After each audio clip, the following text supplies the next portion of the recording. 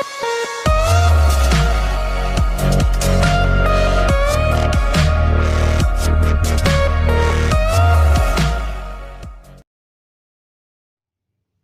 दोस्तों, आज मैं आपको रेशनल एंड इरेशनल नंबर पर एक इम्पॉर्टेंट क्वेश्चन बताऊंगा। और ये क्वेश्चन आपका सीबीएसई के सिलेबस में अगर हम लोग देखें तो 10th क्लास में आता है, और अगर आईसीएसई के सिलेबस में देखें तो ये 9th क्लास में आता है। ठीक है, क्वेश्चन कुछ इस तरीके से है, prove that √2 is an irrational number. अब इस तरह के आपके बहुत सारे क्वेश्चन बन सकते हैं, जैसे कि √2 दिया है, यहाँ पर कोई भी प्राइम नंबर दे सकता है आपको, जैसे कि √3, √5, √7। ठीक है, इस तरीके से। और यहाँ पर आपको कोई ऐसा नंबर भी दे सकता है जो परफेक्ट स्क्वायर ना हो। ठीक है, जैसे कि मान लीजिए √11, या फिर ये तो एक प्राइम नंबर ही हो गया। जैसे हम √20 की बात कर लें, √10 की बात कर लें, तो इस तरह से नंबर भी आपको दे सकता है जो रूट के बाहर नहीं आ सकते पूरी तरीके से। ठीक है, तो देखते हैं हम लोग इसे प्रूफ कैसे करते हैं। ठीक है, इसे प्रूफ करने का तरीका क्या होता है और हम किस मेथड से इसे प्रूफ करते हैं। तो जिस मेथड से इसे हम प्रूफ करते हैं उसको हम लोग बोलते हैं कि ये मेथड ऑफ कंट्राडिक्शन है। क्या होता है? Method of contradiction. Method of contradiction क्या होता है?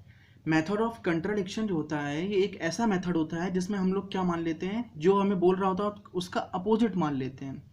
जैसे हमसे यहाँ पर कह रहा है कि हमें इरेशनल नंबर दिखाना है, तो हम ये मान लेंगे कि √2 एक रेशनल नंबर है। ठीक है, और फिर हम जो इसमें काम करेंगे तो कुछ ऐसा आएगा कि जो हमारे एजम्पशन को, जो हमने माना था, उसको गलत ठहरा रहा होगा। ठीक है, तो यही होता है कि मेथड ऑफ कंट्राडिक्शन। ठीक है, तो अब सबसे पहले तो क्या होता है कि इसमें आपको दो थ्योरम आनी चाहिए बहुत ही अच्छे से। दो नहीं तो कम से कम एक थ्योरम तो बहुत ही इंपॉर्टेंट जो आपको आनी चाहिए। ठीक है, क्या है वो मैं बताता हूँ। If A is a natural number, अगर आपके पास क्या है, ए कोई नेचुरल नंबर दिया गया है। क्या दिया गया है? ए अगर कोई नेचुरल नंबर है, ठीक है, ए आपके पास कोई नेचुरल नंबर है, ठीक है, और पी कोई प्राइम नंबर है। पी क्या है? प्राइम नंबर है। ठीक है, तो अगर इस नेचुरल नंबर के स्क्वायर को पी क्या करता है? डिवाइड करता है। इस नेचुरल नंबर के स्क्वायर को अगर पी यानी कि प्राइम नंबर डिवाइड करता है, तो पी फिर क्या करेगा? ए को भी डिवाइड करता है। ठीक है, तो फिर पी ए को भी डिवाइड करेगा। इसका मैं आपको एक एग्जांपल दे देता हूँ। जैसे 36 को अगर हम लोग किससे डिवाइड करें? एक प्राइम नंबर 3 से। ठीक है, तो डिवाइड हो जाता है ये पूरा पूरा। तो फिर हम क्या करेंगे कि इसका, ये जिस नंबर का स्क्वायर है उसको भी 3 डिवाइड कर रहा होगा। देखिए आप, ये किसका स्क्वायर है? 6 का, तो 6 को भी पूरा पूरा 3 डिवाइड कर रहा होता है। ठीक है, तो ये बहुत ही आसान भाषा में मैंने आपको क्या ये थ्योरम समझा दी कि अगर ए कोई नेचुरल नंबर है, पी कोई प्राइम नंबर है, और जो प्राइम नंबर है वो उस नेचुरल नंबर के अगर स्क्वायर को डिवाइड करता है तो फिर वो उस नंबर को भी डिवाइड करता है। समझ गए? अब समझते हैं हम ये क्वेश्चन किस तरीके से करेंगे, तो चलिए देखते हैं। तो देखिए कैसे करेंगे हम लोग। लेट करेंगे, let √2 is a rational number. √2 is a rational number. क्या हो जाएगा? Rational number. ठीक है, तो ये चीज़ तो मैंने आपको पहले ही बता दी कि कंट्राडिक्शन से जब सॉल्व करते हैं तो अपोजिट मानते हैं। इरेशनल बोल रहा है तो रैशनल लेके चलेंगे। ठीक है, तो अगर ये रैशनल नंबर है तो हम इसको ऐसे दिखा सकते हैं कि नहीं, p/q के फॉर्म में, p/q के फॉर्म में। ठीक है, यहाँ पर लिख सकते हैं where q does not equal to 0, q 0 नहीं है, and p and q have no common factor, p and q have no common factor, no common factor।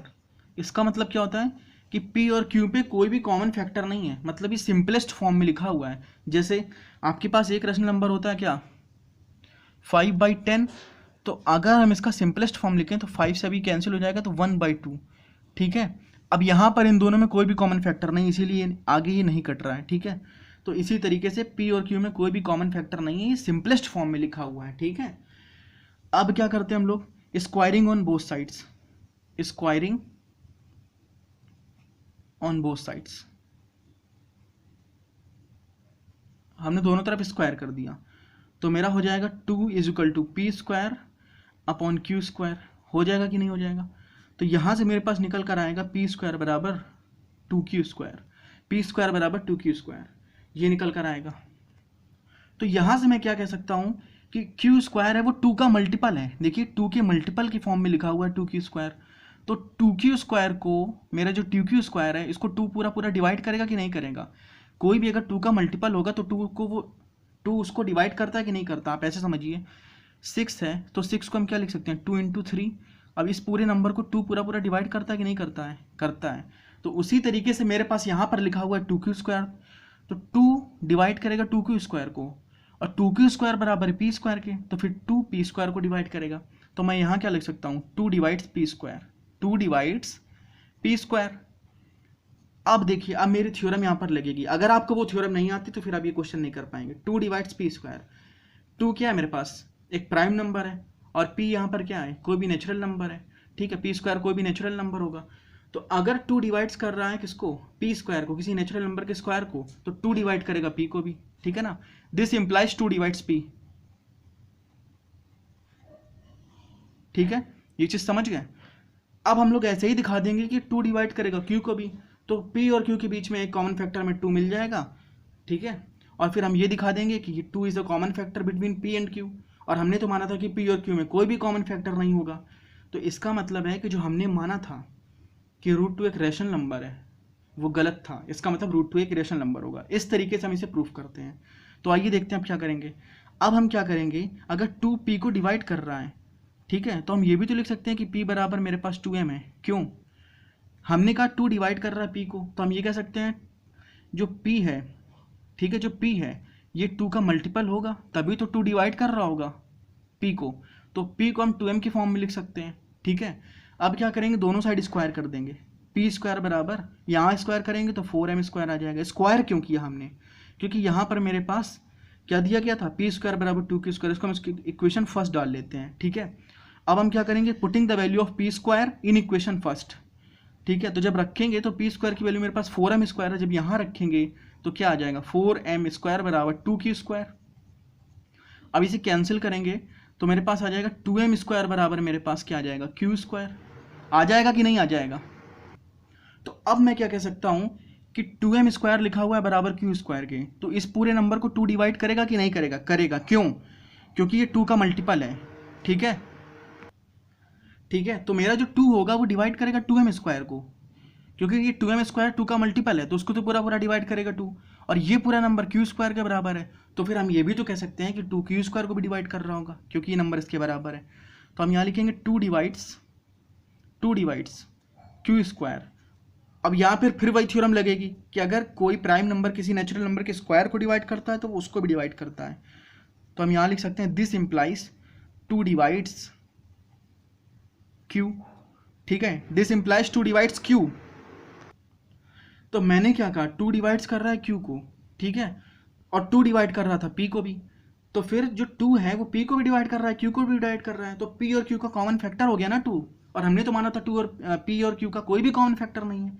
तो मैं यहाँ क्या लिख सकता हूँ, 2 is a common factor, 2 is a common factor of p and q। So this contradicts, ठीक है ना, so this contradicts our assumption या फिर our fact that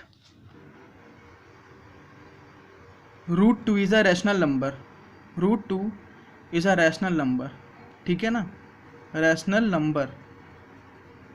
तो ये इस बात को कॉन्ट्राडिक्ट कर रहा है कि √2 एक रैशनल नंबर है। इसका मतलब क्या होगा फिर कि √2 एक इरेशनल नंबर होगा, ठीक है। तो आई थिंक आपको ये पूरा समझ में आ गया होगा, और अगर नहीं आया है तो आप वीडियो को एक बार पॉज करके अच्छे से देखें, रिपीट करके एक बार फिर से देखें, और आपको अगर थ्योरम आती होगी तो आप ये क्वेश्चन आसानी से कर पाएंगे। तो ठीक है, ऑल द बेस्ट।